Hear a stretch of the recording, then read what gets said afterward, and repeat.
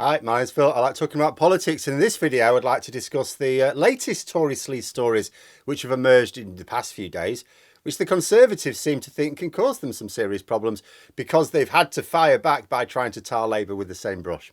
Always a sign that they think the issue will cut through to voters, especially as one of the stories to emerge implicates Rishi Sunak more directly. But first, if you'd like to be notified of daily news and politics, please subscribe to the channel and click the bell notification icon. So I remember, going back a few years, the eve of the election in 2016 in America, which eventually gave us the orange one as president. And Bill Maher, I think it was, I'm sure it was discussing the election on a panel. I was sort of watching it. And he talked about how in the past he and others had urged people to vote Democrat because how terrible the Republican candidate is. And he sort of said, you know, in reality, we've probably over-egged it a bit. You know, these Republican candidates were in reality honourable people with whom we disagreed. But Trump was different, he was saying, as he tried to rally support for, in this case, Clinton, but anyone but Trump. And you sort of try and think the same is true of a lot of Conservatives. You know, yes, there are grasping, selfish, even sometimes evil Conservative MPs. You do get wrong-uns in all parties, including Labour. But you try to imagine that many of them are essentially honourable people with whom I disagree. A view that is robustly challenged by the fact that they have allowed Brexit and passed legislation to remove rights that even Conservatives agree with. But you imagine that they got themselves trapped into this sunk cost fallacy, which began when they were thought they were just letting a few things slide in order to save their party and stop Labour winning power. They put their faith in Theresa May. She's going to steer us through these choppy waters. And it just got worse and worse. They got further and further into effectively political debt. And it was just like, well, we'll have to just keep going one little bit more. And you just look at the stories of Sleaze, if not downright corruption, hanging over so many senior Tories. And it could be explained when Boris Johnson was Prime Minister, because he insisted the number one quality needed to be in a senior position in his government was ultra loyalty.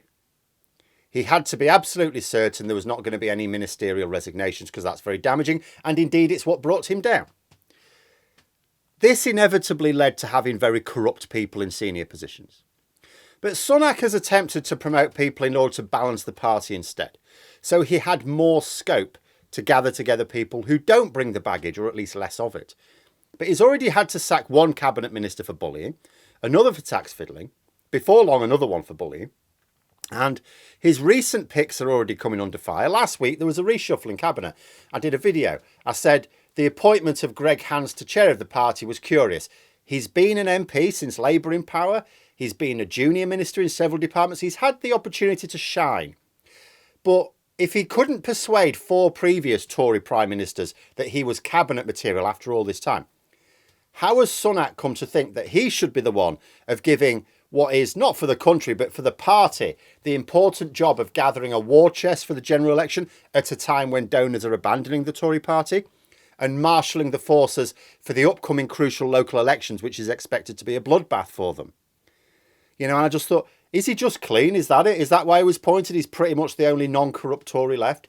Is he maybe just someone who won't attract the scandals? No, not really. As soon as he was appointed, Good Law Project was suggesting that actually he was a name that came up in our investigation to the corrupt VIP lane that was used to give COVID contracts to Tories and their mates. And, you know, now we can see an article detailing the links. Hands used the VIP lane to give a £26 million contract to a company with zero history of supplying PPE, purely as a result of a request from a Tory mate near his local area. It was like, Greg, mate, you're a minister. I'd like you to get a contract for these people. Oh, do they supply PPE? No, they're a lifestyle company, but they would really like 26 million quid, please. And at a time when Labour are putting together a site to show the massive waste of public money resulting from government credit cards being used for very, very lavish forms of hospitality, luxury hotels, restaurants, all going on the tab, the Conservatives have fired back with, oh, Labour, they had the credit cards, they spent way low, look at all this money they spent during their time in government. The problem is that the amount spent by Labour that they say is way lower than the rate by the Tories right now, way lower. They're just firing back with what looks like large sums. They either lump the 13 years together to make it look like a really large sum, and they hope people don't check what's been spent by the Tories now. And that'll probably work to an extent. Because let's be honest, who's going to click on a link for a Tory party website other than a Tory supporter anyway? But the Conservatives do have three problems here. First, as I say, the sums being spent by the Conservatives exceed that spent by Labour. You know, people can always question or defend hospitality expenses when ministers and their officials are travelling. It can always look like, oh, that's quite a lot of money. They're in a nice hotel, aren't they? Or it can just say, well, you know, they need to go to a hotel. But the bottom line is the Tories are more costly, more lavish with their spending. Second, voters are in the here and now. Can they show current members of the Labour leadership piling on the expenses? No, they cannot. Third is the fact that individual ministers are badly implicated. Rishi Sunak is now personally implicated. See, up until now, it's mostly, you could look at it from the vote. There have been a few dodgy dealings with Sunak, but most of the voters will just look at it and go, well, yeah, that's Gavin Williamson, that's Nadeem Zahawi, and that's Suella Braverman, and that's Dominic Raab. And it's like the people around him are letting him down. But now Rishi Sunak himself, he's already come under fire for, as Chancellor, urging British businesses to pull out of Russia, despite his wife still making money from a company operating in Moscow. And he said, well, my wife's affairs have nothing to do with me. Sure enough, they're not. But he still couldn't answer the question as to why he was urging other British business executives to pull out of Russia, but not someone in his own household. Why are you not at least having the conversation then? But now the COVID waste has come up again. This is not an especially new story, but it has new significance. A firm that his wife invested in went bust, after receiving a large amount of money from the government during the furlough period. Now, here is where Sunak is personally implicated. First of all, he was the Chancellor providing that money at the time. Immediately, you will ask, did he recuse himself from any decisions which might have affected his wife's business, or indeed the business of anyone he knew personally? Otherwise, there's a conflict of interest right there. But let's say he did. Let's say it was all above board, which I would query unless I see evidence. There's still another problem. A lot of these loans that the government wrote, it was all very hastily done. It wasn't very well targeted. And it turned out a lot of them were fraudulent. A lot of people's claims are fraudulent. They got the money. Billions of pounds worth, in fact. But Sunak, as Chancellor, refused to investigate the payments and claw back any which should not have been awarded. Now, consider the tens of billions that Sunak said the budget was short, and that's why he had to whack up taxes for everyone and cut back on public spending. Over £10 billion was lost in PPE and furlough fraud.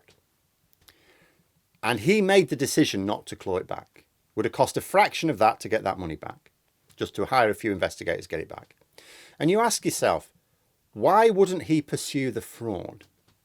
Is it because it might catch some people close to the Tory party in the net? What if it catches Sunak's own wife?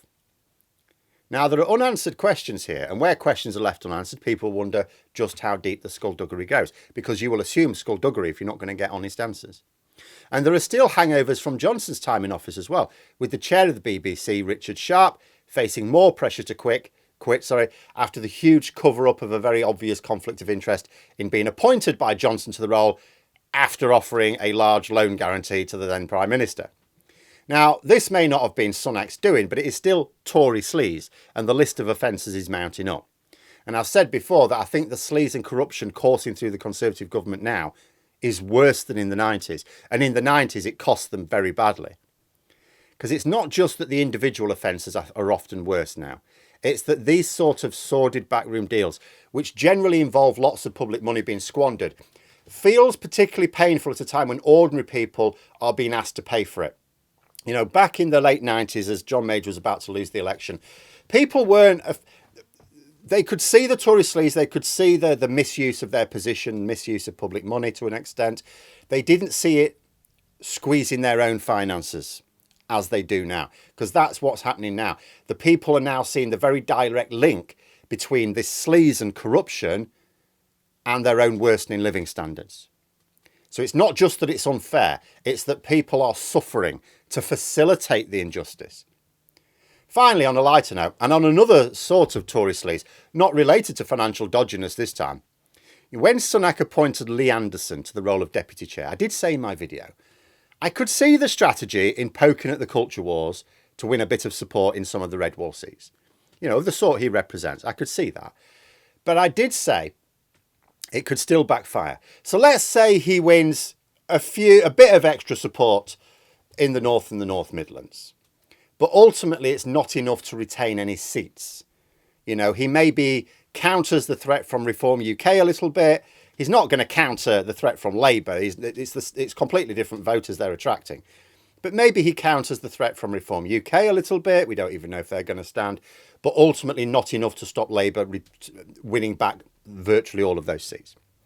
But let us say, I said, his obnoxious attitude annoys more traditionally moderate Conservatives in southern marginal seats where actually the result's going to be very tight and it does end up costing them.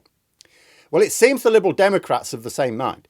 A recent article says they intend to target some seats in the southeast using the toxic views of Anderson as part of their campaign.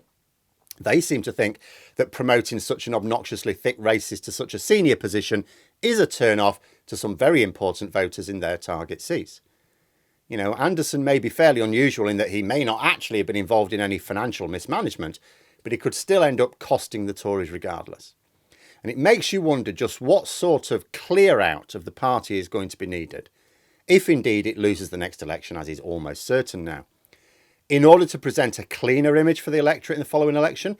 Because if you imagine that many of Sunak's appointments now, which seem to be a madness for someone trying to claim that he's cleaning up politics, is because there is simply no clean Tory MPs to fill his government positions, then yeah, you'd think there's going to have to be a massive clear out. But I may discuss that separately another time. But there we are. Those are my thoughts. Let me know yours in the comments below. I hope you found the video interesting. If you did, please click the like button if you'd like to support the channel further, the join button for memberships, and until next time, I'll see you later.